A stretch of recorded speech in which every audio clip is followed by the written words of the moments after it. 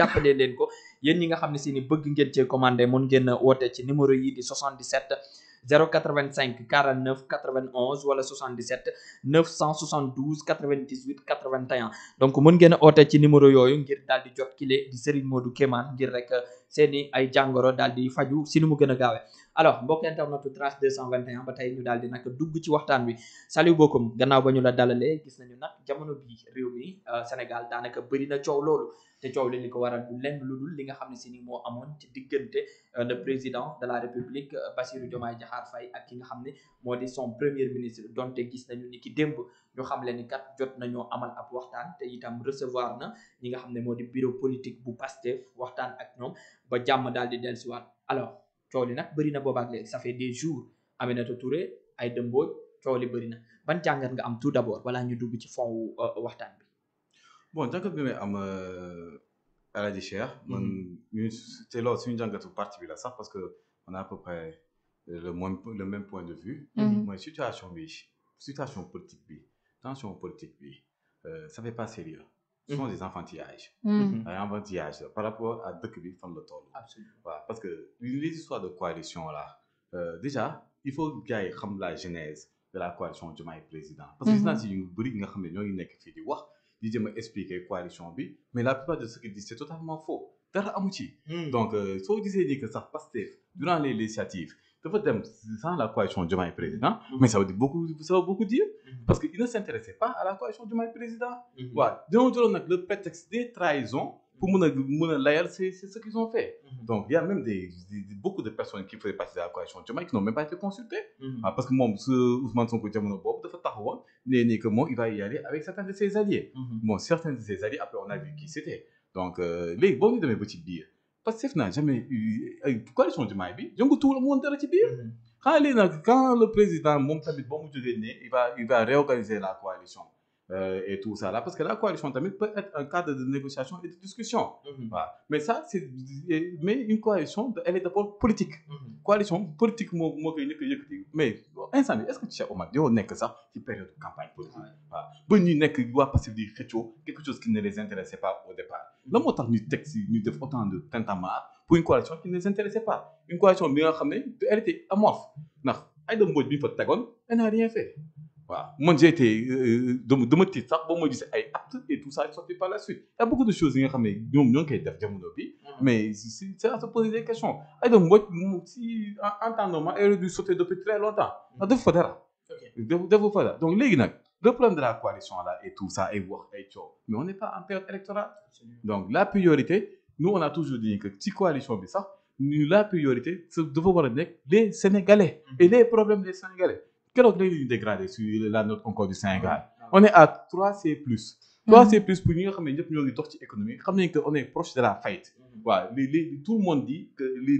les agences disent ni que ñii dañoo jege la faillite te état bu jege la faillite c'est par rapport à beaucoup de critères léegi nag ñun au lieu ñu nekk fii concentré wu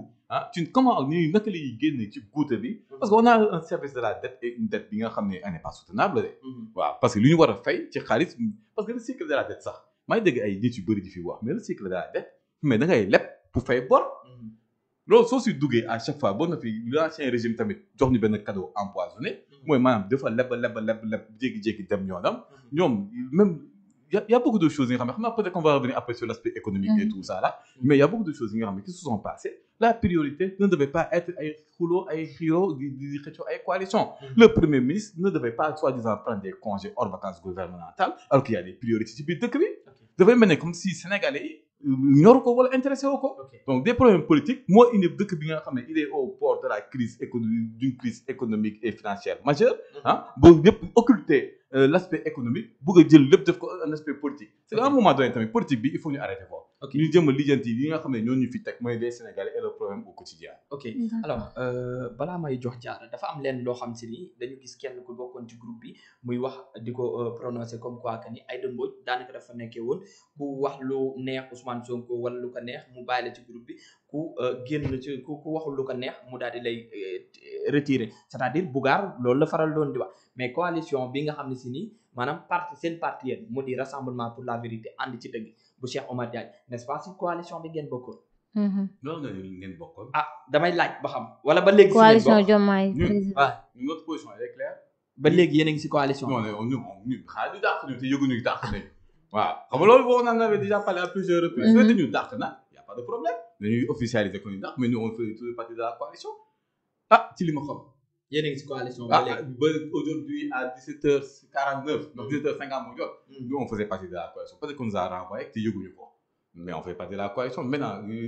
kii le problème mooy qu'est-ce que tu veux savoir exactement. mais tey soo leen toogee yéen ngeen ne Pastef ba ñuy dem élection présidentielle coalition bi ñu àndal yëpp ñoom gëmuñu leen woon yéen ñii tey est-ce que nekkul ni ñoom dañu dem ba si biir gis ni bokkoo leen vision bokkoo leen yoon moo tax ñoom aussi ñu bëgg créer beneen parti apte bi nga xam beneen coalition apte bi nga xamante ne moom nga souligner tout à l'heure pour ànd ak ñoo xamante ne ñoo bokk yoon ñoo bokk vision ñoo bokk li nga xamante ne nii moom la ñu bëgg rëdd yoon bi ñu bëgg jaar pour atteindre seen objectif. je n'ai pas dit que la coalition kii nu mu tuddati bokkuñu woon kii. Pastef gëmul ñi mu allié yi mu doon xëcc. waaw dama ne nii. que la coalition Pastef intéressé wu ko. y a une différence entre ñàkk intéressé ak gëm. donc léegi nag le problème mooy par rapport à la coalition là ah mais on a une coalition bi nga xam ne qui a été mise en place pour porter le président Bassirou Diomaye Diakhar Faye aux élections Pastef depuis le début ne prône pas ñu ñëpp ñu ànd. quand Ousmane Sonko dit ni que moom parti état la gëm. mais dans un parti état coalition amu fa place. il y a des choses yi nga xam ne dañuy waxante dëgg. quand Ousmane Sonko dit qu'il veut des alliés yi nga am ay alliés yi nga xam ne l'autre son discours le truc le 8. quand il dit ni que am na Pastef mooy le parti bi nga xam ne coalition moo wóor mais dafa am yu bëri nga xam ne des messages qu'il envoie à la coalition Diomaye 2024. quand tu vois ne que dans Pastef la plupart des partis qui rentrent dañuy seeyal seen parti ci biir Pastef. on se poser la question ni est-ce que Pastef a réellement besoin d'alliés wala Pastef veut des valets. waaw donc maintenant le problème de la coalition comme ni ma wax ça doit être secondaire. Mame Diarra instant bii nii on est dans un pays bi nga xam ne qui est au bord de l'effondrement économique. on est dans un pays bi nga xam ne les bailleurs ne nous font plus confiance. on est dans un pays bi nga xam ne on emprunte chaque fois sur le marché pour pouvoir payer les salaires pour pouvoir payer les charges. bàyyi dégg ay chroniqueurs yu bëri yi nga xam ne sa mbokk yi bàyyi dégg sa mbokk yi.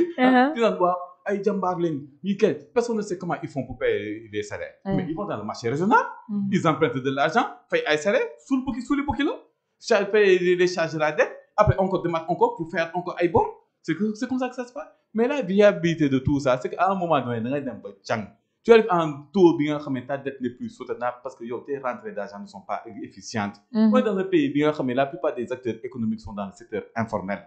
on est dans un pays bi nga xam ne nii yow la plupart des gens essaient de voir comment ne pas payer les impôts te ñi war a fay impôt sax fay ñu impôt. yow suñu genre yi góorgóorlu ñoo nekk di fay ay impôts. mais les riches qui sont dans la plupart des grandes entreprises trouvent des moyens pour ne pas payer des impôts. il y a eu combien d'exonérations fiscales qui sont passées dans ce pays. il y a beaucoup de fraude ci biir dëkk bi. mais loolu yëpp nekk ci biir dëkk bi. nga bëgg a sonal ay coalition ay dëmboy. mais il y a des priorités dans ce pays là bi nga xam ne tamit il faut qu'on apprenne à respecter les Sénégalais. exactement mais malheureusement avec ce qui s'est passé mais on a donné une triste leçon au peuple sénégalais qui nous faisait confiance malheureusement. alors ba tey ci coalition boobu man laay desandi parce que yéen a ngi ci biir coalition bi ba léegi. loolu nga ma wax yéen a ngi ci biir coalition bi ba léegi. et maintenant gis nañu coow li nga xam ne si ni moo am ñii naan apte ñii naan coalition Diomaye ba léegi Aïda Mbodj mu ngi def lu ko neex et tout mais yéen ñi nga xam ne si ni yéen a bokk ci biir coalition bi ndax li